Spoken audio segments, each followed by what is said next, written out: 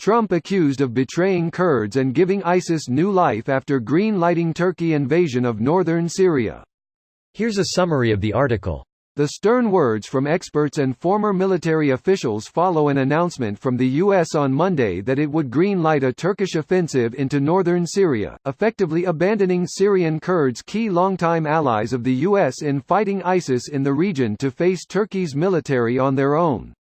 The move follows a call between Trump and Turkish President Recep Tayyip Erdogan on Sunday in which the long-planned operation into northern Syria was permitted to go ahead, a White House press statement said. Then once the SDF Kurds became defenseless, Trump gave Erdogan the green light to invade. Today, President Donald Trump spoke with President Recep Tayyip Erdogan of Turkey by telephone, the White House statement said.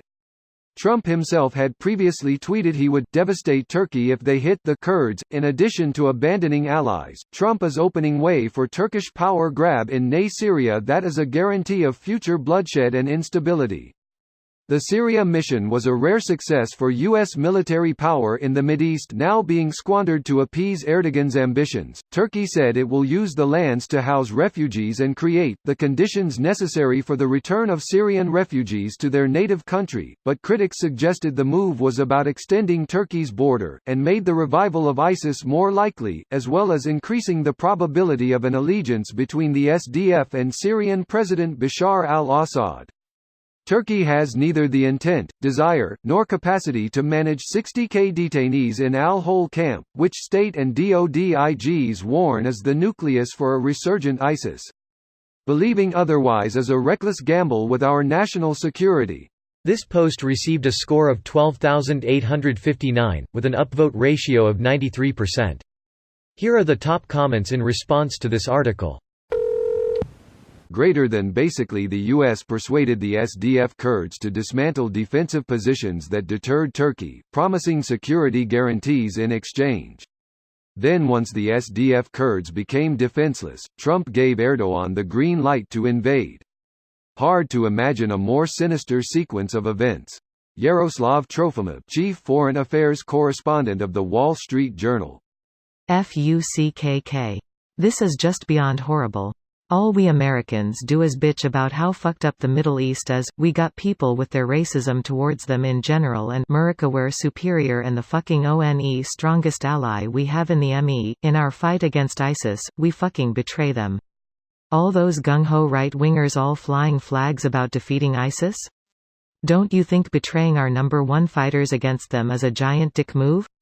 Israel is the only Middle East ally we care about. Kind of care about Saudi too. I think it's worth explicitly noting that, at least for the BBC's coverage, it is one of the principal Kurdish groups itself calling Trump's move a betrayal, not an angered third party which is outraged by proxy or whatnot. And not without good reason. Syrian Kurdish forces have been a major asset to U.S. goals in the region and have a poor at _best relationship with Turkey. They're feeling threatened, and rightly so. This is a massive betrayal that appears far worse than we are being led to believe. Opening square bracket. The Kurds worked with the US and Trump, or his regime, had them reduce their defenses before abandoning them. So not only is it the abandonment, but it is also setting them up for slaughter. The military appreciates the courageous sacrifices of the Kurdish people. This is truly a treacherous abandonment of brothers in arms. I am shamed. Trump's own military leaders were blindsided by his impulsive, repulsive decision. Note, ironically, this criticism comes from his own propaganda vehicle, Fox News Network. I'm not sure how Fox would be able to spin this in their favor this early. They might need a week or so to find an excuse, but for now it's a complete fuck you to anyone who believed the Republicans for wanting to stabilize the area. So much for all the butt-pats people were giving the POTUS when he took credit for beating ISIS. As far as I'm concerned, this is a betrayal, a loss, and a forfeit. It's also worth noting that what they run on their website is pretty divorced from their nightly TV headlines. Their viewership is much older and less tech-savvy than other networks, and so online tends to be less of a partisan shitshow.